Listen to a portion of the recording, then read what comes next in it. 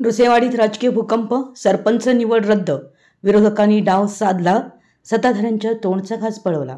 शिरोळ तालुक्यातील श्री क्षेत्र नृसिंहवाडीत राजकीय भूकंप विरोधी आघाडीनं घडवलाय आणि सरपंच निवड रद्द केली आहे.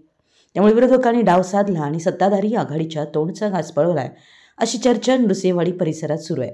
यावत काय घडलं, काय बिघडलं पाहूया. श्री क्षेत्र नृसिंहवाडी ग्रामपंचायतीमध्ये ग्रामपंचायतीच्या दत्तराज आघाडीच्या सरपंच श्रीमती पार्वती कुंभार यांचं जातीचं प्रमाणपत्र रद्द करण्यात आल्यानं गेल्या 1.5 वर्षभरापासून सरपंच खुर्ची रिकामी आहे. याबाबत न्यायालयीन लढाई सुरू आहे. दरम्यान रिक्त असलेल्या सरपंच पदाची निवडणूक शुक्रवार दिनांक 10 मे रोजी घेण्याचे आदेश जिल्हाधिकारी यांनी दिल्यानं शुक्रवारी सकाळी 11 वाजता सरपंच निवड होणार होती.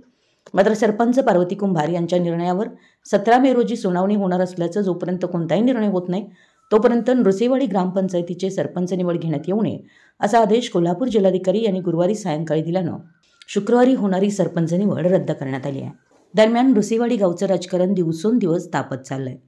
नृसिंहवाडी राजकारणात कधी काय होईल सांगता येत नाही. जिल्हाधिकारी यांनी सरपंच निवडीचा आदेश दिला आणि सरपंच निवडीपूर्वीच सदरचा आदेश रद्द करण्यात आला.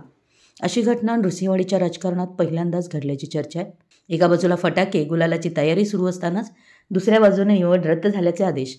त्यामुळे काही खुशी काही गम अशी अवस्था लोकप्रतिनिधी आणि कार्यकर्त्यांच्यात झाल्याचं पाहायला मिळतंय. आता 17 मे रोजी काय होणार?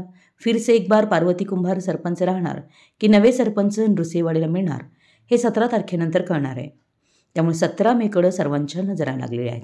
मराठी यस न्यूजसाठी नृसिंहवाडीहून संदीप अडसूळ.